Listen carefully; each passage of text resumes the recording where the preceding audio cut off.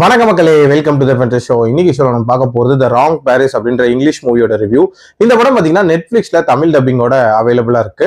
ஒரு டேட்டிங் ஷோவை மையமா வச்சு நகரக்கூடிய ஒரு ரொமான்டிக் காமெடி டிராமா அப்படின்னே சொல்லலாம். அதாவது தமிழ்ல இந்த ஆர்யா வச்சு ஒரு ஷோ பண்ணிருப்பாங்கல்ல, எங்க வீட்டு மாப்பிள்ளன்ட்டு, கிட்டத்தட்ட அதே மாதிரியான கான்செப்ட்ல அமைக்கப்பட்ட ஒரு கேம் ஷோ தான். பட் இதுல என்னன்னா கல்யாணத்துக்கு பதிலாக டேட்டிங் அப்படின்றது இருக்கும்.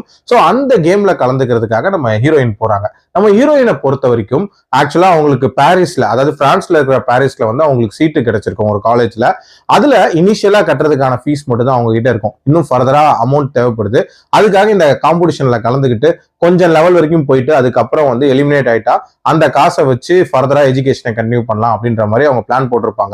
அந்த கேம் ஷோக்கு போனதுக்கு அப்புறமட்டு அங்க இருக்கக்கூடிய அந்த ஹீரோ மேல இவங்களுக்கு என்ன மாதிரியான ஒரு ஈர்ப்பு உண்டாகுது, அந்த கேம் ஷோல என்னென்ன மாதிரியான சம்பவங்கள் நடக்குது, டுவர்ட்ஸ் எண்ட் என்ன ஆகுது அப்படின்றத அந்த படத்தோட கதை. ஆனஸ்டா சொல்லணும்னா எனக்கு இந்த சுயம்வரம் மாதிரியான கான்செப்ட் இருக்குல்ல, அது ஆணுக்கா இருக்கட்டும் இல்ல பெண்ணுக்கா இருக்கட்டும், அந்த கான்செப்டே ஒரு அபத்தமான கான்செப்ட் அப்படின்னே சொல்லுவேன். ஒரு ரிலேஷன்ஷிப் அப்படின்றது ஒரு மியூச்சுவல் ரெஸ்பெக்டோட ஒரு ப்ராப்பரான ஒரு வேலை இருக்கணும்.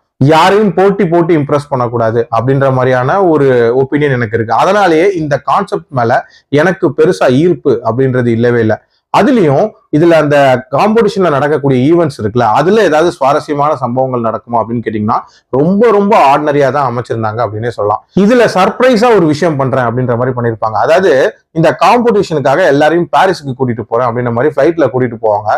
எல்லாரும் பிரான்ஸ்ல இருக்கிற பாரிஸ் அப்படின்ற மாதிரி நினைச்சிட்டு இருப்பாங்க. ஆனா போய் இறங்கினதுக்கு அப்புறம் தான் தெரியுது அது டெக்சாஸ்ல இருக்கிற பாரிஸ்.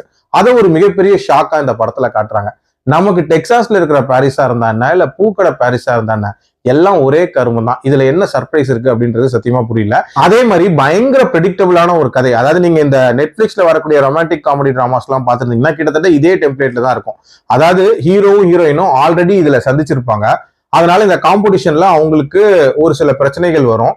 அதுக்கப்புறம் அவங்களுக்குள்ள ஒரு ஜெல் ஆகும் அண்ட் லவ் அப்படின்றது ஏற்படும். அந்த லவ்ல என்ன மாதிரியான பிரச்சனைகள் வரப்போகுது, டுவர்ட்ஸ் எண்ட் எப்படி சேர்றாங்க அப்படின்றது எல்லாமே ரொம்ப ப்ரெடிக்டபிளாவே இருந்துச்சு. இன்ஃபேக்ட் நம்ம எதிர்பார்த்த மாதிரி தான் போச்சு. அந்த விஷயங்கள்ல புதுமை அப்படின்றது இருந்திருக்கலாம். ஓவரால் என்ன பொறுத்த வரைக்கும் ஒரு பிலோ ஆவரேஜான ரொமான்டிக் காமெடி டிராமா தான்.